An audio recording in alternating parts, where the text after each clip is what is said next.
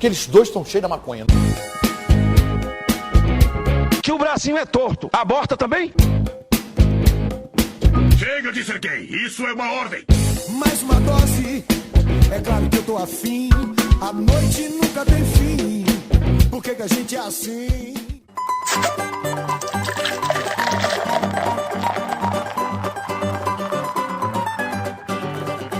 Bem-vindo ao podcast do Fala Mais Bebe, o podcast mais comunista dessa podosfera. Eu sou o Jean Correia, fazendo um depósito bancário para poder ter dinheiro e abastecer o meu carrinho. Do meu lado aqui de extrema esquerda, ele, Cramunhão. Se apresenta aí, homem. Fala, Jean. Cara, hoje eu tô um pouco receoso, hein? Vou lá dar uma conferida, ver como é que tá meu imposto de renda aí, que tem um homem aí que fiscaliza as contas públicas aí, que tá me deixando um pouco receoso de estar na presença dele. E hoje a gente trouxe aqui para conversar um homem magnífico, Lúcio Big, o cara que sabe tudo o que tá acontecendo nos cofres públicos. Se apresenta aí, Big.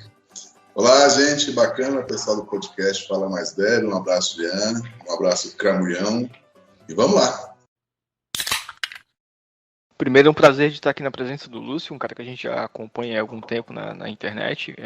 É lastimável o trabalho que esse cara faz não ser tão acompanhado por tanta gente, né? Apesar de que é reconhecido já mundialmente, mas aí a gente está aí tentando também ajudar do nosso modo de divulgar que esse cara cresça e seja mais relevante ainda. Então, Lúcio, para começar, a gente vive uma democracia liberal burguesa, né? Onde a gente tem a retórica que a corrupção é o grande problema do país e que serve como uma âncora que não deixa a nação alavancar e crescer como a gente sabe que tem o potencial para o Brasil crescer. Tu entende que realmente o nosso maior problema é a corrupção e foi isso que te levou a desenvolver esse teu trabalho, esse conteúdo que tu faz há tanto tempo? Não, na verdade é o seguinte, o problema maior não é a corrupção. A corrupção, ela é o resultado de uma cultura nossa que ainda não evoluiu para a gente não ter a corrupção da forma que a gente tem hoje. Assim, corrupção, acho que existe em todos os países, mas com esse índice que nós temos aqui, poucos países têm. Então, o problema maior não é a corrupção em si, como eu falei, ela é só o resultado de uma cultura que precisa ser melhorada. E quando eu comecei a fiscalizar as contas públicas, na verdade, surgiu de uma indignação, tá?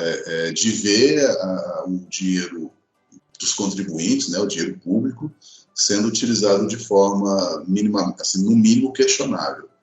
E aos poucos, assim, eu não era da área, não atuava com isso, e era um forasteiro nesse mundo, mas aí, de repente, eu comecei a perceber que, ao mostrar a forma questionável que o dinheiro estava sendo utilizado, esse dinheiro público, eu conseguiria fazer com que pessoas também se indignassem, para que começassem a cobrar de quem manipula o dinheiro, de quem está ali tendo acesso, começasse a pressionar para que isso diminuísse. Então, aos poucos, eu fui percebendo que era mais importante tentar mudar a cultura do brasileiro nessa questão social, né, de participar do controle social, de querer combater a corrupção, né, e assim despertar essa responsabilidade social. Enfim, eu comecei a seguir nessa linha, e então, ao mesmo tempo que eu faço a fiscalização, que eu publico os resultados que são encontrados, lá no fundo, na verdade, eu estou tentando fazer com que pessoas também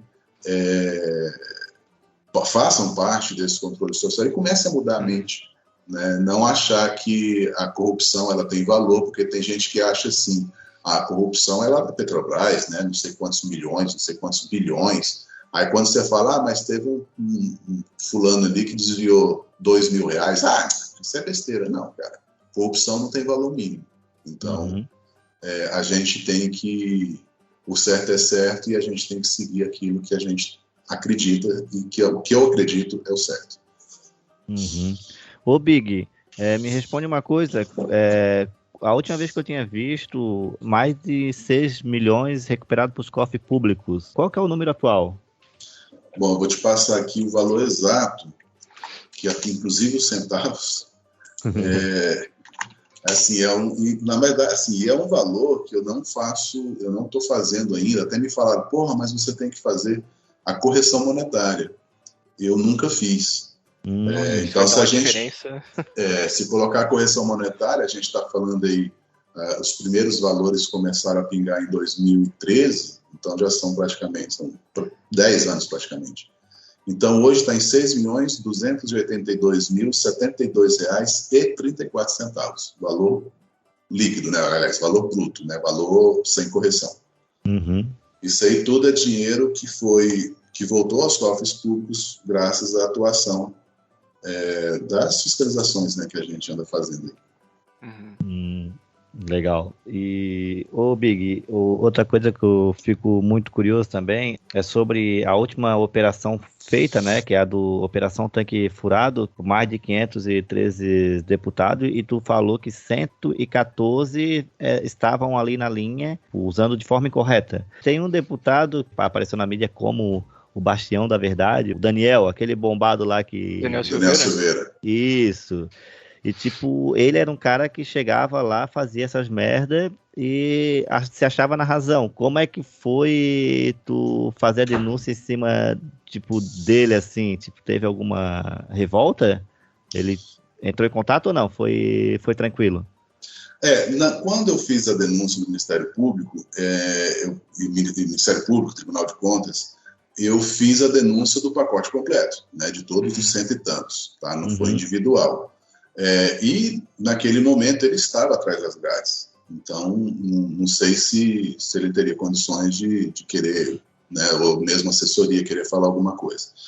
Mas o fato é o seguinte, a operação Tanque Furado, ela levantou casos suspeitos de uso indevido do dinheiro público. Em momento algum eu falei, olha, está roubando, está desviando, isso ou aquilo. Então levantei. E assim, como eu sempre faço, o trabalho que eu sempre faço, eu não vejo partido político, nada. Eu simplesmente pego números, né, valores que estão ali envolvidos e vou listando. Aí quem entrar naquela lista ali, não quero saber qual partido seja, que faça parte. Então, o caso do Daniel Silveira foram abastecimentos completamente fora do que a legislação inclusive do estado do Rio de Janeiro, que é de onde ele permite. Então, estava errado, sabe? No mínimo, ele teria que devolver os valores envolvidos ali naqueles abastecimentos que ele fez. Mas, assim, com relação ao Daniel Silveira, não teve, eu não recebi nenhum telefonema, mensagem ou coisa parecida. Dele, não. De outros, sim. Ah, sim. Antes da gente chegar nos outros, né, que eu lembro dos vídeos que tu tava fazendo e eu assistia e me divertia, né, porque quando tu vê o pessoal no Twitter te acusando de fake, isso e aquilo, era muito engraçado, assim, os argumentos deles eram muito toscos, tá ligado? Mas, assim, um exemplo, uma do Daniel Silveira que eu acho interessante ali é que ele abastecia 1.000 litros por dia, né, tipo, carro... Imagina o tanque desse carro, né? Mas assim, já não podemos levantar a hipótese que como a situação tá feia pra todo mundo, ele não tá fazendo um biquinho de Uber aí. Pode tá rodando bastante, cara. Pega um dinâmico aí, né? Faz o lance é o seguinte, esse dinheiro utilizado, que é o da verba indenizatória, que eu carinhosamente chamo de maldita verba indenizatória, ela permite o abastecimento... permite que seja abastecido não só o carro do deputado, mas o carro de seus assessores. Só que o que a gente espera é que a cada abastecimento seja gerada uma nota, e isso é o que determina a lei, né? A legislação tributária diz o seguinte, você deve receber uma nota fiscal a cada compra que você faz. E assim tem que ser nos postos de combustíveis, e assim tem que ser a prestação de contas no Congresso, lá na Câmara, no caso aí do Daniel Silveira. A própria legislação do Rio de Janeiro diz que não pode haver, por exemplo, a emissão de uma nota fiscal contendo vários abastecimentos, como é o caso argumentado lá por ele, vários abastecimentos emitidos numa única nota fiscal, sabe? Até pode, mas tem que ser detalhado nessa nota quais foram esses abastecimentos. Então ele não pode trocar, por exemplo, 20 notinhas, né, 20 cupomzinhos fiscais daquele, soma tudo aquilo, deu R$2.000, então emite uma nota de R$2.000. Puf, não é assim, isso não existe na legislação tributária brasileira. Tá, já existiu há um tempo atrás, quando não existia nota fiscal eletrônica. Agora não, agora é tudo eletrônico e agora diz o seguinte, você quer juntar todas essas 20 notinhas e fazer uma nota grande? Ok, mas agora você tem que especificar essas 20 despesas. E isso não está especificado.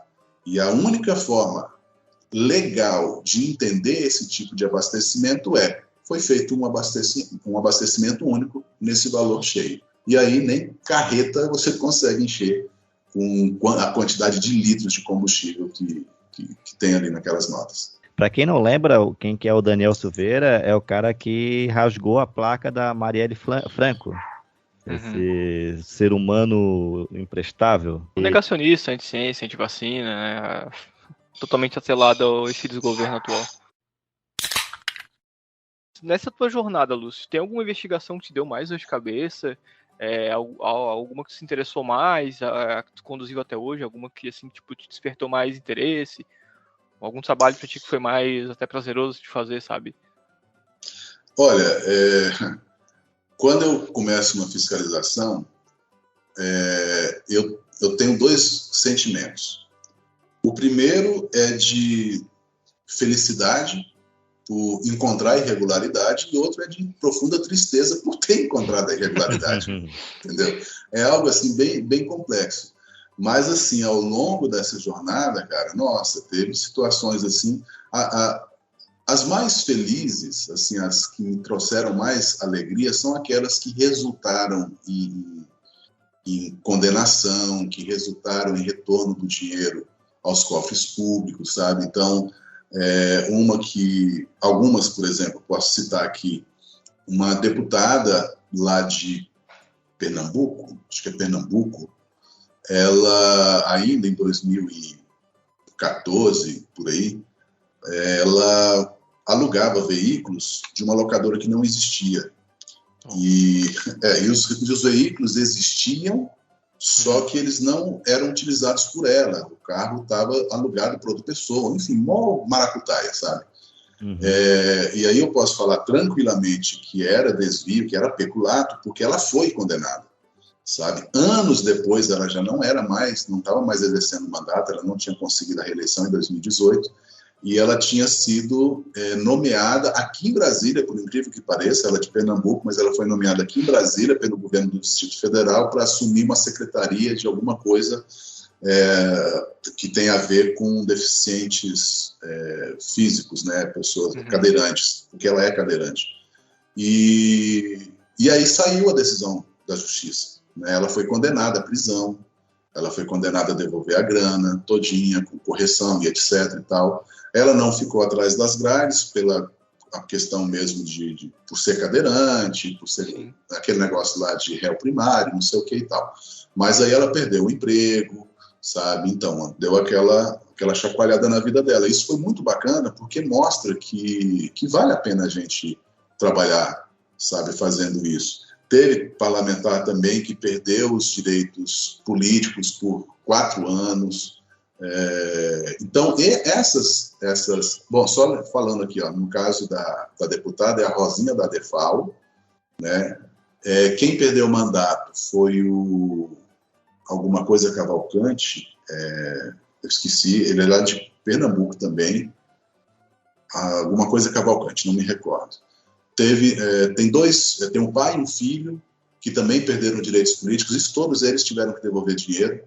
No caso dos irmãos, do pai e filho, o rapaz, depois eu vou te mandar o nome, porque agora eu não lembro não, porque é muita gente. Tranquilo. Mas assim, o que me traz mais felicidade é justamente esses que no final eles resultam em alguma coisa. Agora, o que mais assim deu trabalho Deu muito trabalho aquele em 2013, com o levantamento que a gente fez sobre a alimentação dos parlamentares, que os caras estavam fazendo a farra geral, sabe? A gente pagando comida para gente que a gente nem tem ideia de quem era, sabe? Foi uma farra fenomenal e a gente conseguiu identificar aquilo e aquilo acabou espalhando, né? Foi uma chacoalhada boa. Aliás, naquele ano foi o grande lance da mídia com relação a sacanagens com dinheiro público no Congresso, foi justamente essa, né? A farra dos comilões. Saiu até no Fantástico, aí depois estava replicando aí para um bocado de programa de TV e sites de notícia, etc. Agora, a que mais deu trabalho, de longe, assim, a que mais deu trabalho, a que mais consumiu mesmo, foi a Operação Tanque Furado. Essa foi... Aliás, mais foi não. Ainda está sendo, porque a gente está fazendo 2021. Só que eu estou fazendo toda eletronicamente. Não estou... tô reservando, porque assim, sempre quando a gente faz uma operação, eu convido as pessoas do Brasil inteiro, quem quiser participar. Então a gente explica o que tem que ser feito, fornece o material que a pessoa precisa para fazer a fiscalização e etc. E assim foi feito na Operação Tanque Furado. E só que agora, em 2022, a gente está fazendo a fiscalização de 2021 inteira, só que esse aí a gente está fazendo mais com o nosso robozinho. Aí pouca coisa vai ser feito na mão, mas aí eu mesmo vou fazer, eu e mais uma pessoa, só para arrematar mesmo, tá? Porque eu vou deixar os voluntários para fazer outra operação, entendeu? Sim, sim. E, Big, essa mulher da cadeirante é aquela que fizesse até um vídeo pedindo para as pessoas que moravam na localidade gravar o terreno, o endereço, e daí chegou, era um terreno baldio, ou era uma padaria, não lembro. Né? Olha, isso, quando eu comecei a fazer isso, eu senti a necessidade de ver, né, o imóvel citado ali pelo parlamentar, que tem a ver com restituição, porque às vezes alugava imóvel para montar o escritório político, ele pode fazer isso. Mas será que realmente existe esse imóvel? Será que esse imóvel está lá funcionando mesmo para o escritório político? Ou alugava o carro numa locadora que funcionava na rua tal, né, no endereço tal. Será que essa locadora existe? Então, inicialmente, eu olhava ali no Street View, né, o Google Maps, para ver se chegava naquele endereço. Né, e só, veja bem, eu estou em Brasília e é impossível, né, quer dizer, impossível para mim, que não tem dinheiro, ficar viajando o Brasil inteiro para ficar vendo em loco os endereços. Então, eu ia lá no Google Maps e não achava, ou às vezes achava um troço que não tinha nada a ver com aquilo que estava descrito nas notas fiscais que os deputados apresentavam. Aí eu usei, né, claro, as redes sociais, pedindo pessoas que morassem naquela região, naquela cidade, que fossem lá. Então, as pessoas foram, e no caso da Rosinha da Defal foi uma dessas, que a locadora não era locadora, era uma casa simples, uma casa num bairro simples, sem qualquer identificação, casa mesmo, residencial.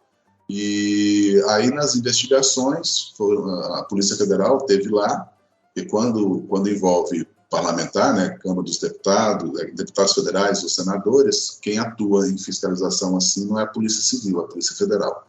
Então a Polícia Federal teve lá e constatou que ele era uma residência, que jamais existiu ali uma locadora e, salvo engano, posso estar enganado, acho que não, mas eu acho que está lá nos autos que a casa pertence ou pertencia a uma pessoa que estava ligada a alguém do gabinete dela. Então, tipo assim,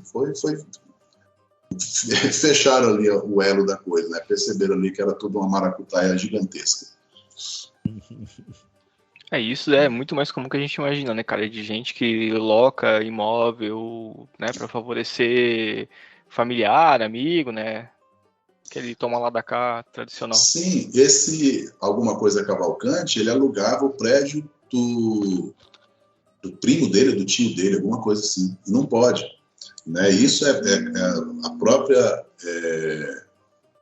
a nossa lei federal proíbe, né, nepotismo, isso não pode. Então, até terceiro grau, parente até terceiro grau, não pode ter... não pode haver contrato, né, de poder público com alguém que seja parente até o terceiro grau. E nesse caso, não é Flávio Cavalcante, gente. Eu vou procurar aqui, enquanto a gente vai falando aqui, vou procurar o nome desse cara, que agora encasquetei. O nosso município aqui tem uma história muito...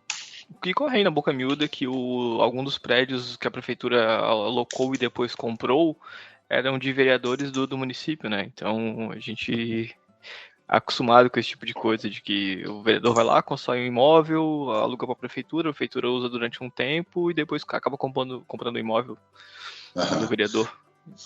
Isso só falando aqui, só para deixar bem certo o nome do cara, é Zeca Cavalcante. Zeca Cavalcante. Ele é de Arco Verde, lá de Pernambuco. Mas o que você está falando, eu nunca consegui provar, mas eu fiquei sabendo, tá? E assim, as investigações que eu já fiz levaram a crer que fosse, mas como eu não tive a certeza, eu jamais falei. Mas acontecia locação de veículo, cara. Muito. A pessoa, o parlamentar era eleito, aí alugava o carro de uma empresa, de uma locadora que tinha sido aberta no mesmo mês da posse, ou seja, fevereiro de 2000, fevereiro, né, daquele ano da posse, vamos supor, fevereiro de 2019, que é a atual legislatura. Então a empresa era aberta ali, ou fevereiro ou março, e ali já começava a alocar um carro, sempre é o mesmo carro, contrato de mês e tal. Depois de um ano e meio, o carro era trocado, né? E aí? Só que assim, você pega a locação de uma caminhonete, é fácil você encontrar a locação por R$10 mil por mês, uma caminhonete. A caminhonete custa R$160 mil. Então, em 16 meses, você paga a caminhonete, né? E fica alugada por 2 anos. Pronto. Então, cara, é um negócio da China, sabe? Agora, tem um caso de um senador que não sei se você, Jean, vai falar dele, senão eu posso estar adiantando aqui, do Teomário Mota, vai falar dele? Não. Do Mário Mota... Não, né? Não. Então, deixa eu falar aqui. O Teomário Mota, porque ele criou uma treta gigantesca comigo no Twitter, porque ele conseguiu primeiro ele locou uma van de uma mulher que era beneficiária do BPC, que era beneficiária do Bolsa Família.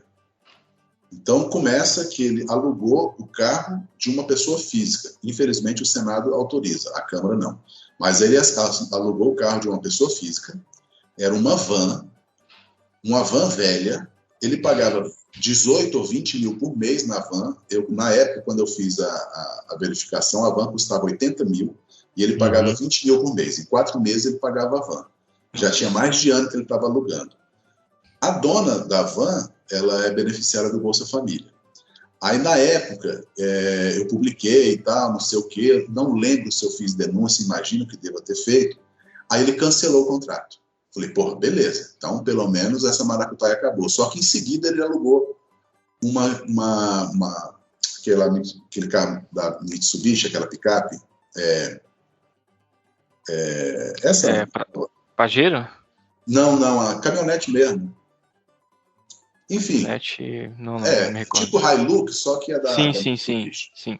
Aí ele alugou, lá vai eu ver de novo, né? Aí ele novamente alugou de uma pessoa física, e essa pessoa física era beneficiária, ainda beneficiária do BPC, aquele programa social do governo que é dado a quem tem problemas para se manter sozinho, tipo Bolsa Família, né? Não é o Bolsa Família. Um benefício, né? É um benefício que ajuda a pessoa com dificuldade, etc e tal.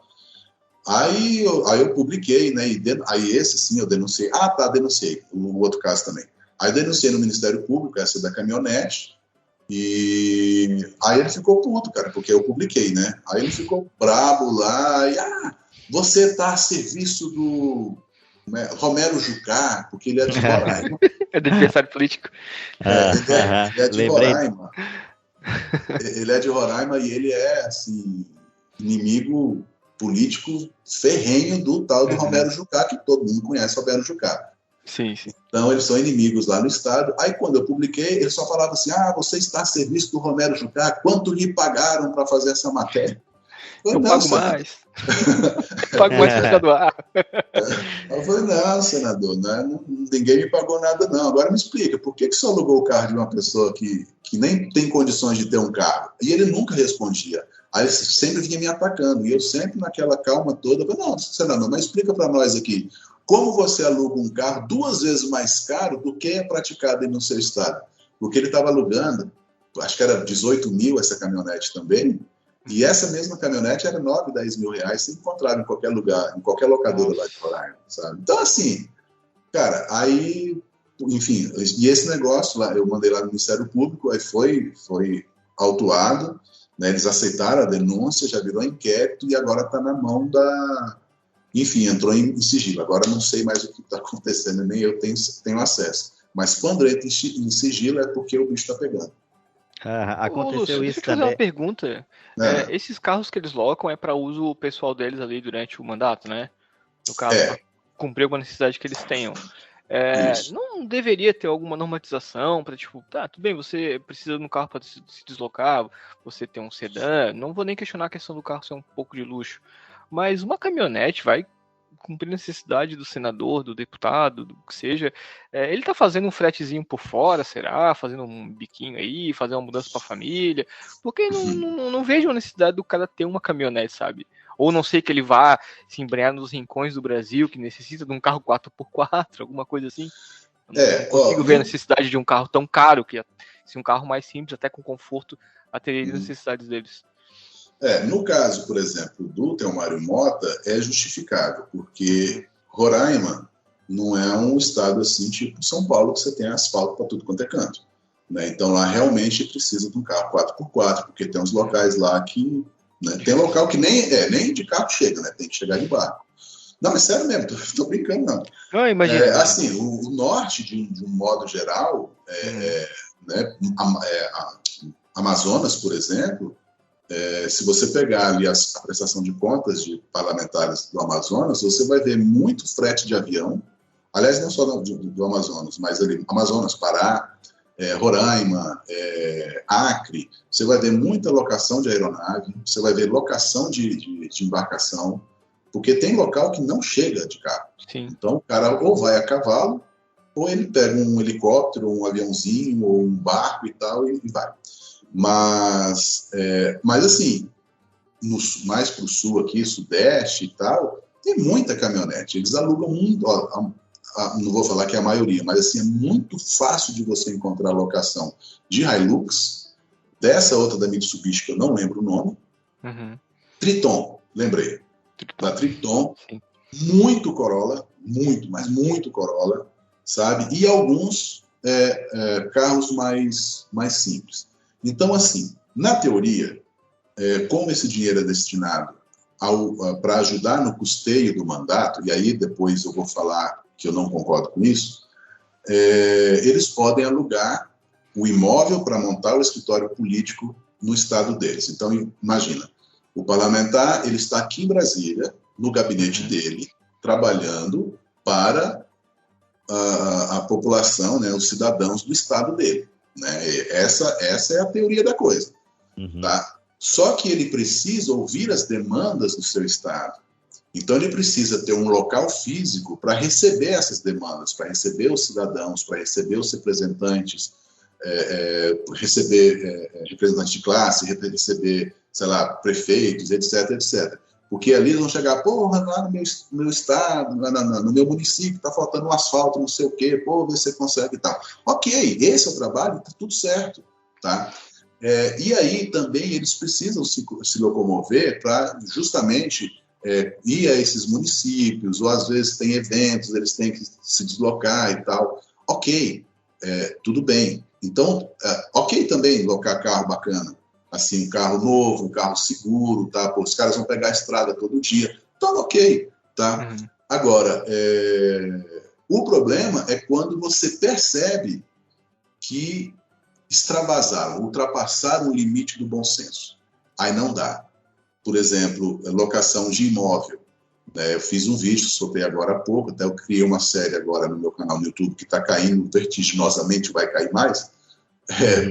Porque eu não sei se vocês viram, ficaram sabendo, mas o YouTube ele está fazendo uma raspa geral, está limpando geral aí contas que eles não consideram originais, né? Estão achando que são contas criadas, sei lá, fakes e tal. Então, se tiver fake escrito no meu canal, vai sair. Então, beleza. Uhum. Mas, enfim, essa série que eu criei chama O Seu Dinheiro Está Pagando Reticências. E aí eu mostro que o que o parlamentar, né, o que o político está pagando, não necessariamente do Congresso Nacional, mas de qualquer político de qualquer estado, de qualquer casa legislativa. Uma deputada aqui do estado de Goiás, que pagando em dia o aluguel, paga R$15 mil por mês. É uma mansão. Sim. Né? Para que uma mansão? Bom, eu sei para quê, tá? Porque eu já flagrei, já denunciei, infelizmente não deu em nada, mas ela é esposa do presidente do partido dela. O partido do Estado, tá? O partido estadual, PL, Partido Liberal, né, que chama. A sede do partido, entre aspas, funciona no apartamento do marido dela. Quer dizer, oficialmente, agora está no apartamento dela. Mas as atividades todas estão na mansão, que deveria ser apenas o escritório político. Então, ali não deveria ter trabalhos do gabinete do partido. A verba indenizatória não pode bancar despesa de partido político. Tem que bancar despesa do mandato dela. Só que aí utiliza o espaço para justamente funcionar o escritório político. Porque antes funcionava de fato. O endereço do escritório político do partido estava na mansão. Então, a mansão abrigava não só o partido político, como o escritório dela. E ela pagava aluguel, não só aluguel, tá? Conta de água, luz, telefone, internet, essas coisas todas. Depois que eu fiz a denúncia, aí separaram, tiraram o endereço lá da mansão e colocaram no apartamento do cara. Mas continua tudo a mesma coisa. Então, quando a gente vê que extrapola já o bom senso, cara, aí já não dá, né? Conta um pouquinho sobre essas tretas que aconteceram, outras, né? Eu sou um cara que aprendi a... Não sei se vocês viram, já assistiram Zorra Total, né? Tem as reprises aí, tem aquele quadro do Fernandinho com a Ofélia, que a Ofélia fala assim, eu só abro a boca quando eu tenho certeza. Eu sou mais ou menos assim, eu aprendi a ser assim. Pessoas da área jurídica falaram, cara, não fala qualquer coisa, porque isso pode ter problemas, né? Você pode ser processado e tal, não sei o quê. Então é o seguinte, cara, quando eu publico algo, eu não tenho uma vírgulazinha de dúvida, sabe? Então, quando eu publico alguma coisa que alguém vem falar comigo, mentiroso e tal, eu simplesmente começo a mostrar os fatos, começo a mostrar os dados. E ponto, sabe? Na maior tranquilidade do mundo, sabe? Sim, isso que eu acho... E às vezes acontece, a pessoa, eu vou lhe processar, eu falei, pois processe.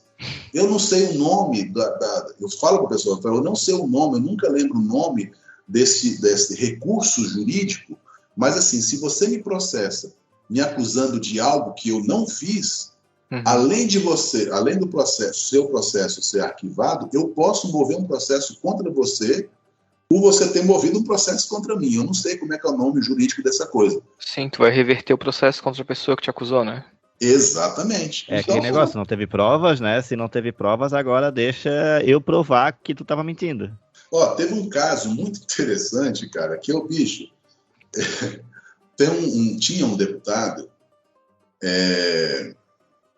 depois eu vou pegar o nome dele aqui. Ele é também de Pernambuco. Aliás, o pessoal de Pernambuco tá mal comigo, né, cara? Tá complicado, né? Rapaz, ele era deputado e, cara, ele comprava tanto material escolar, material, assim, entre aspas, de escritório, mas era material escolar, para o gabinete dele, para o escritório político dele lá em Pernambuco, cara, que chamou a atenção. Eu falei, cara, não pode. Bicho, é muito material. Mas assim, eu estou falando de 5 mil réguas, de 30 mil canetas, sabe? Isso tudo para utilizar no gabinete dele. Eu fiz um cálculo, daria para os 20 funcionários de gabinete dele usarem, cada um deles, uma régua por dia durante os 4 anos de mandato, que ainda ia sobrar régua. Aí tem papel, caneta, lápis, o pacote completo. Rapaz, aí na época eu trabalhava no Congresso em Foco, aí eu entrei em contato com ele, falei, ó, tô fazendo a matéria aqui, assim, assado, só que eu fazia a matéria lá e fazia o vídeo também pro meu canal, quer dizer, 2 coisas completamente diferentes, né, assim, desligadas uma da outra, mas a única coisa que ligava era somente quem estava escrevendo a matéria e quem estava fazendo o vídeo. Aí eu falei para ele, ó, deputado, é que aconteceu isso, eu queria entender, né, para que só vai usar tanto papel, tanto isso, tanto aquilo. Quer dizer, na verdade, eu não consegui falar com ele, falei com o assessor. E, rapaz, não deu 10 minutos, o deputado me ligou. Ah, você está fazendo a matéria e tal? Eu falei assim, pois é, eu defendo a imprensa livre, que não sei o quê. Eu falei, legal, bacana. Ele falou, pois é, rapaz, é o seguinte, porque o nosso gabinete, o nosso escritório, ele é muito ativo, a gente precisa, né, a gente comunica com as pessoas, a gente precisa do material e tal. Eu falei, mas deputado, aí quando eu comecei a fazer o cálculo para ele, eu falei, pô, mas dá para usar mais de uma régua por dia, né? Ninguém usa mais de uma régua por dia. Aí ele, não, eu vou ver esses números e não sei o quê, que PPP. Aí depois ele ligou de novo e tentou não sei o quê. Aí eu falei, ó, deputado, a parada é a seguinte, amanhã eu vou publicar matéria, e matéria no Congresso em Foco cai como bomba no Congresso Nacional. O Congresso em Foco, ele é um site só de política, não fala de outra coisa a não ser política, e cobre o Congresso Nacional. Então ele tem uma relevância muito grande ali dentro, e muito grande para os outros veículos de comunicação, porque ele é uma espécie de um radar que está ali dentro, entendeu? Então muitas matérias que você vê fora, originalmente vieram do Congresso, falando de política, falando dessas tretas todas, originalmente vem do Congresso Nacional, ou do Congresso em Foco. E aí eu falei, amanhã vai ser publicado, tá, deputado? Aí ele, então eu vou ver aqui, não sei o quê, PPP. Rapaz, a matéria foi publicada. Eu fiz o vídeo. Aí, eu já fazia o esquema certinho. A matéria vai sair às 9 horas da manhã, aí eu programava o vídeo para 9 horas da manhã, para sair junto. Rapaz, esse homem me ligou. Pois olha, seu Lúcio, eu vou lhe dizer uma coisa.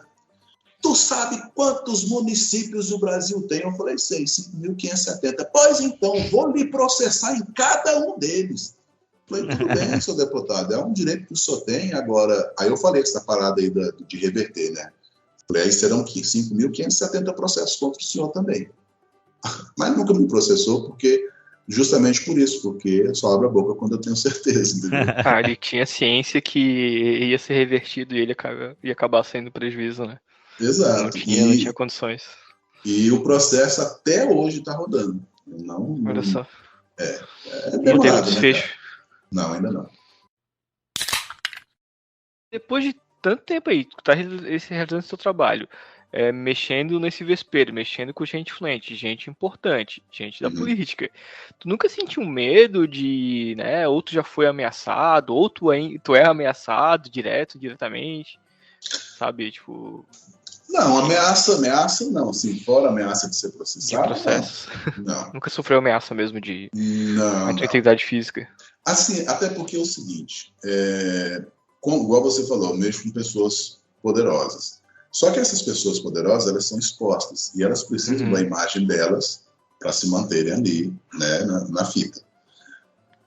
Como eu abro tudo, mostro documentos, né? Quando o documento é muito grande, eu coloco o link. Então, assim, eu só abro a boca quando eu tenho certeza.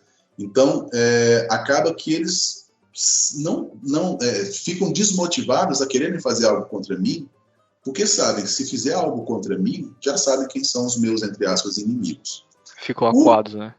O problema que eu sei que pode acontecer em algum momento não o político, mas o empresário envolvido, porque nunca é só o político que está fazendo a maracutaia.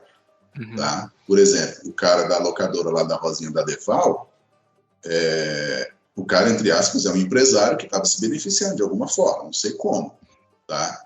Aí, de repente, esse cara fica puto e quer fazer alguma coisa. Tá? E assim, quer dizer, tudo tem quem contrata e tem um contratado. Então, o contratado é que pode ser que algum dia possa vir a me fazer alguma ameaça e tal, mas até hoje está tranquilo.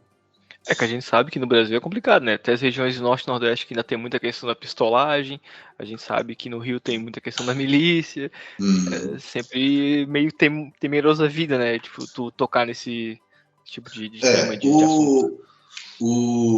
Como o meu objetivo maior é mobilizar a sociedade, né, nessa questão de ter a consciência do controle fiscal, de fazer parte do controle social, de questionar os gastos que são feitos na prefeitura lá do município onde mora, né, da Assembleia Legislativa, do governo do estado e tal. É questionar mesmo, sabe? É ficar enchendo o saco dos caras mesmo para fazer a coisa direito. Aí eu sempre digo, mas toma cuidado, porque dependendo do município onde você mora, não vale a pena. Aí o que eu fiz para que essa pessoa não fique exposta? Qualquer pessoa que está lá no município, está vendo que está acontecendo alguma coisa muito errada e tem medo de denunciar, manda o caso para a gente no Instituto OPS.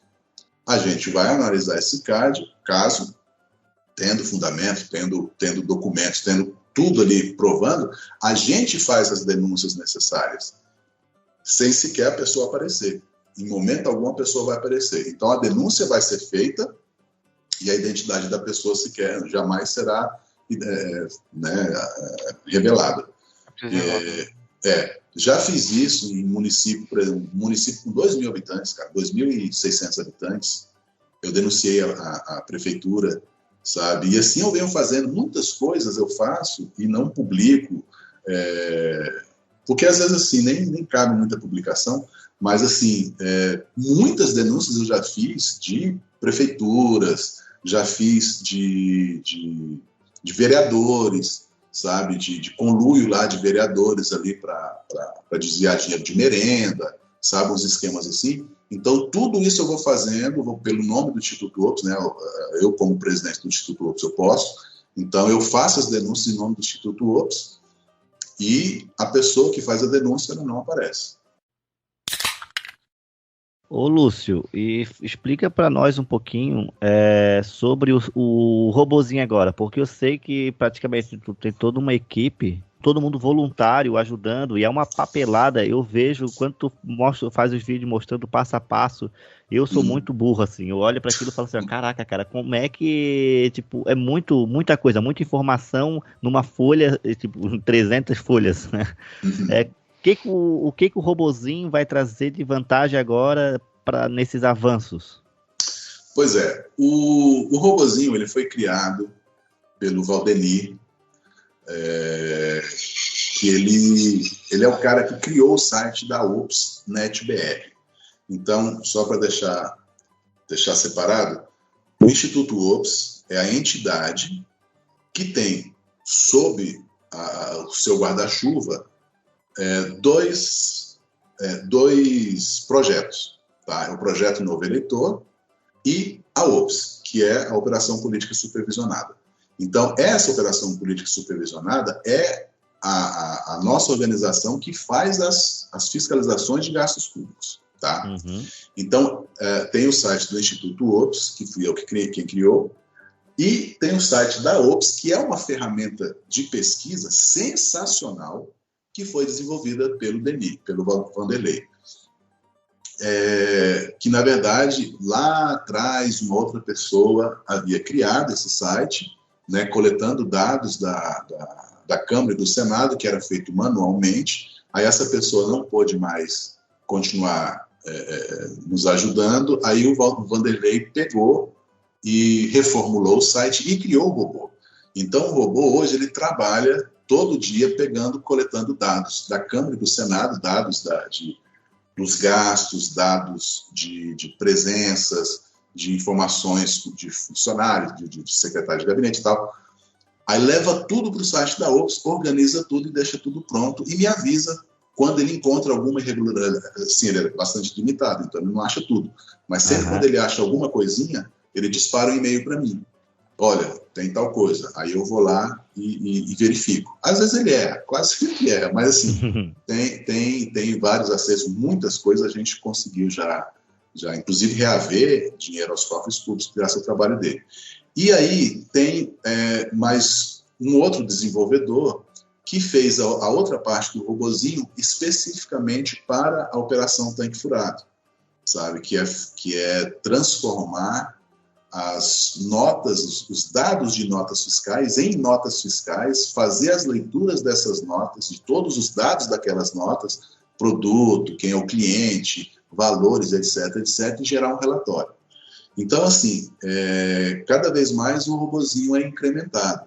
Só que eu sempre tenho a preocupação de não automatizar tudo, sabe? Justamente porque eu quero que as pessoas saibam fazer, sabe? Uhum. Tem uma iniciativa muito bacana, que inclusive eu ajudei com informações para que eles começassem, que é o Serenata de Amor, sabe? Então eles criaram um robozinho, que é um baita de um robô, que faz tudo sozinho, né? Claro, muito limitado, consegue visualizar um tipo de despesa, mas aí consegue bem bacana, e aí quando acha, faz o tweet, já marca lá o parlamentar envolvido e tal, é bem bacana.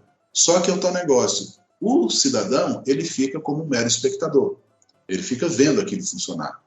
E a minha filosofia não é essa, a minha filosofia é: trago a tecnologia até o ponto de o cidadão pegar aquilo que a tecnologia lhe entregou para fazer o restante do trabalho. Porque é justamente fazendo, aprendendo, fazendo ali na mão, essas operações que eu faço, que eu crio, são justamente para isso, para a pessoa perceber que ele pode fazer a fiscalização não só de gastos lá da Câmara, do Senado, mas pode fazer também na prefeitura da cidade dele, sabe? Que é o mais importante, sabe? O grande desmando que mais atinge os cidadãos, né, sob o meu ponto de vista, é justamente o que acontece nos municípios, sabe? É aquela estrada que foi licitada, que deveria existir, aí eram 20 quilômetros de estrada, fizeram 5, embolsaram os outros 15 quilômetros de asfalto. Uhum. Tem uma cidadezinha onde meus pais, quer dizer, agora só meu pai e minha mãe faleceu, infelizmente, onde meu pai mora, há 30 e tantos anos, existe um registro lá no DR, DENIT, de lá, sei lá o quê, negócio lá de rodovia, mostrando que o trecho X a Y está asfaltado. E não está, nunca esteve. Então, o prefeito daquela época ficou com a grana, quer dizer, o prefeito e a turma dele. Então, quando o cidadão começa a questionar, começa a querer, opa, peraí, vamos cobrar. Vai lá no vereador, porque o vereador ele tem a obrigação, o trabalho dele é fiscalizar os gastos da prefeitura. Então, você vai na prefeitura, você exige explicação, você vai nos vereadores e fala: eu quero que vocês façam pressão lá, sabe? Então, quando você começa a fazer isso, a coisa começa a funcionar, sabe? E é justamente essa minha filosofia. Eu trago a tecnologia até um determinado ponto, tá? Então, a partir dali, é com o cidadão. Esse negócio da tecnologia, do robozinho, ele é bom para fazer essa triagem, né? E aí depois entra a parte humana realmente que vai analisar e apurar a fundo se está correto ou não, né? Sim, sim. Como o exemplo mesmo da tanque furada, é impossível. Quer dizer, falar impossível, por exemplo, para aquele maluco lá do foguete do SpaceX, esqueci o nome dele, ele vai falar que é possível, né? Elon Musk, ou falar para o cara lá do Facebook, falar que é impossível, ele vai rir da minha cara. Mas, assim, a quantidade de informação, a quantidade de verificação de dados que tem que ser feita com o olho humano para perceber que aquele valor X está fora daquilo que tem que ser, eu acho muito difícil uma tecnologia fazer tudo sozinha, sabe? Tem que ter o olho humano. Uhum. Caraca, e aquele negócio, não tem medo desse robô evoluir não e dominar outro? Não, a gente vai podando ele devagarinho. Projetos futuros. O que tu pensa agora, o que tu vai se meter? Mas assim, o que tu tá a fim de falar assim, nossa, eu queria mexer naquilo dali, porque aquilo dali é uma coisa que iria incomodar muito. Dá um spoiler daí dos próximos passos da Ops, né? Isso. Tá. Esse ano, que é ano de eleição, Como eu falei, Nossa, vai ser pesado. agora, como eu falei há alguns minutos atrás, o Instituto OPS ele tem sob o guarda-chuva dele duas iniciativas, né, 2 projetos, que é o da OPS, que fiscaliza, e o projeto Novo Eleitor, que tem como premissa orientar, não vou falar ensinar, mas orientar o eleitor a escolher melhor seus candidatos. Eu tenho a seguinte filosofia: só existe péssimos políticos, né, maus políticos, porque existem maus eleitores. São aquelas pessoas que não sabem escolher em quem votar. Ok, tem aquelas pessoas que trocam o voto por comida, tem aqueles que trocam por cargo, então é uma questão de cada um que você não vai conseguir, não vai ser conscientização de escolha de voto que você vai conseguir mudar, porque isso é mau caratismo. Mas aquelas pessoas que às vezes chegam assim, pô, mas eu vou votar em quem? Não sei. Ah, fulano, você vai votar em quem? Ah, eu vou votar no fulano. Ah, então também vou. Sabe? Então essas pessoas que não sabem como votar é que eu quero atingir. Sabe? Então o projeto Novo Eleitor ele tem essa direção. E é isso, basicamente, que o Instituto OPS vai fazer em 2022. Orientar o eleitor a votar melhor. De que forma? Bom, eu já comecei, como eu falei, a série que é O Seu Dinheiro Está Pagando, pontinho, pontinho, pontinho, que é para mostrar não as irregularidades praticadas por políticos e tal, mas sim aqueles gastos que não se justificam. Tá? O caso da deputada lá de mansão de 15 mil reais, mais 3, 4 mil reais de despesas ali, né, de luz, água e tal. Aí eu digo o seguinte: se uma pessoa que não tem o mínimo critério para utilizar o dinheiro público, pouco dinheiro público, imagina para mexer com muito dinheiro, que é o caso de verbas das emendas parlamentares, sabe? Então, começar a mostrar esses casos de pessoas que pouco se importam com o coletivo e falar para a sociedade: olha, está aqui, esse cara está fazendo isso. Você quer votar nele? Fica à vontade. Mas eu acho que você não deveria, sabe? Então é mais ou menos isso. Então eu estou fazendo esse trabalho. Este é um dos pontos. O outro ponto que a gente pretende fazer esse ano é um curso de cidadania mesmo. A gente está já avançando nisso para ver se a gente consegue, até o meio do ano, colocar isso já na rua, que é uma maneira mais lúdica de mostrar, primeiro, a importância do voto, tá? Segundo, a responsabilidade do voto, sabe? A gente não pode dar voto só porque o vizinho vai votar no fulano, você também vai, sabe? Ou só porque o cidadão falou bonitinho na televisão, ou porque tem os olhos lindos, que você vai votar, sabe? Você tem que ter critérios. Você tem que saber, né? Primeiro você tem que conhecer a pessoa, você tem que saber o que ela pretende fazer para depois você dar o voto a ela. Porque quando a gente dá o voto, a gente está a gente está assinando uma procuração para o cara. Porque esse cara lá, ou essa pessoa, enfim, um homem, mulher, sei lá quem for, vai lhe representar lá. E, quer dizer, é um representante seu. Se o cara faz caquinha lá, faz merda, cara, é você que está fazendo merda. Entendeu? Então, o que a gente quer neste ano de 2022, no Instituto OPS, é direcionar nossa artilharia para a questão eleitoral. Estava lembrando agora também que o Cramunhão ainda tinha perguntado no começo do programa, lá no meio do programa, que se tu tinha medo de ameaça, isso e aquilo. Daí eu fiquei pensando, pô, deve não ter, porque ele grava vídeos na frente tá em Brasília, mora em Brasília, grava vídeo lá na frente, na cara mostrando os corruptos, quem tá devendo na cara deles, né? Tipo, imagina o cara tá lá, entre aspas, trabalhando, olha pela janela, tá lá o Lúcio Big apontando pra eles. Com a câmerazinha. A gente vai chegar agora para a reta final, e como toda reta final, eu sempre faço aquela brincadeirinha de falar um nome e tu dizer a primeira coisa que vem à cabeça. Tá bom, vamos lá. Tudo bem? Vamos lá então. Sérgio Moro. inapto para ser presidente? Corrupção. Não consegue falar corrupção, desgraçado. Big Brother Brasil. Uma fonte de dinheiro, uma mina de dinheiro. Monark. Infeliz. Olavo de Carvalho. Que Deus o tenha. Tomara que não, tomara que Não joga pro diabo, não. O diabo não merece isso. Lula. Fique onde está. Então é isso. Agora eu quero pedir pro Lúcio Big falar pro pessoal onde é que pode encontrar o Big, como pode ajudar no Instituto Ops, dar os links de referência, Big, para me botar na descrição depois. Beleza.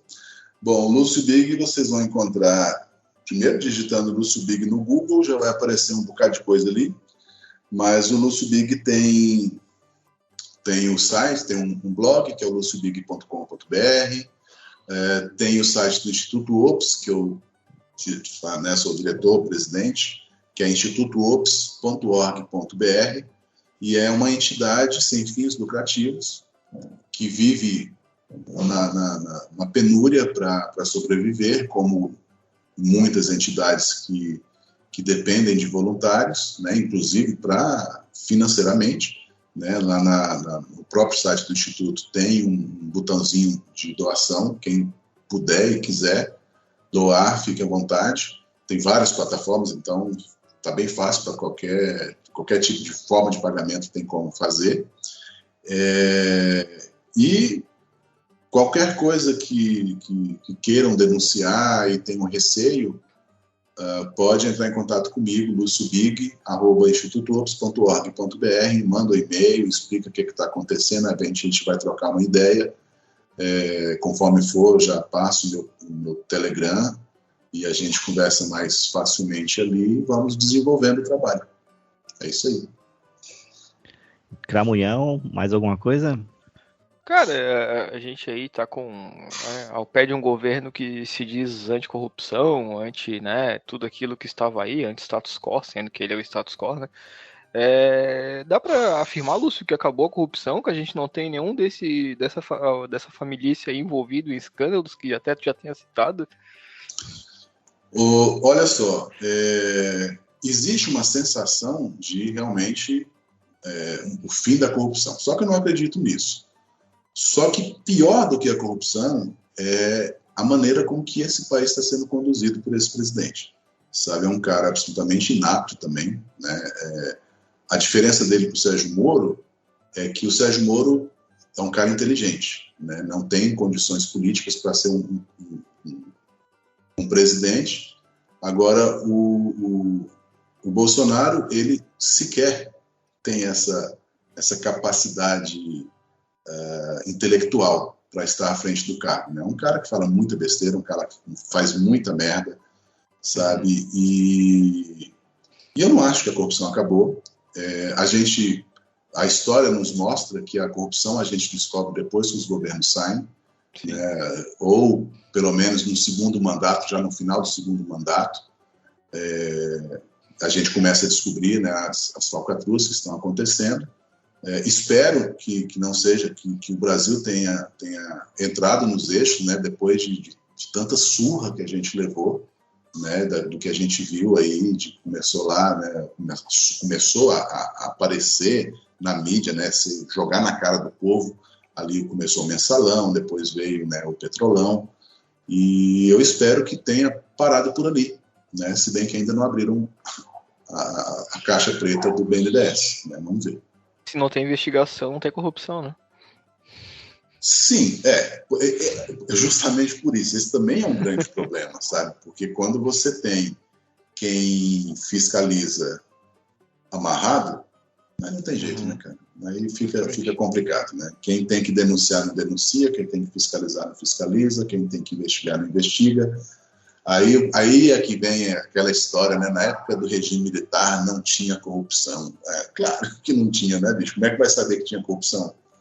Quem daria um pio, né? Quem daria um pio estaria vivo amanhã. Pô, exato. Eu cresci naquele regime, cara. Eu nasci em 69, imagina, no auge da coisa toda.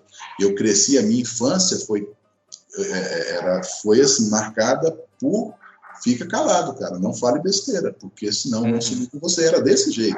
Meu pai falava, olha, cuidado com o que você está falando, as paredes têm ouvidos. E eu ficava imaginando uma orelha grande pregada na parede, sabe? Então era assim, cara, a gente vivia num terror maluco. Eu tenho um irmão mais velho que eu, que ele falava assim, cuidado com os comunistas.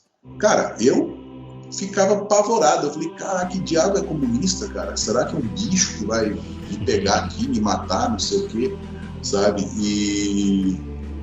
Enfim, então a gente não sabia o que estava acontecendo. Tudo estava mil maravilhas, cara. Tá? Uma rodovia foi aberta, ok.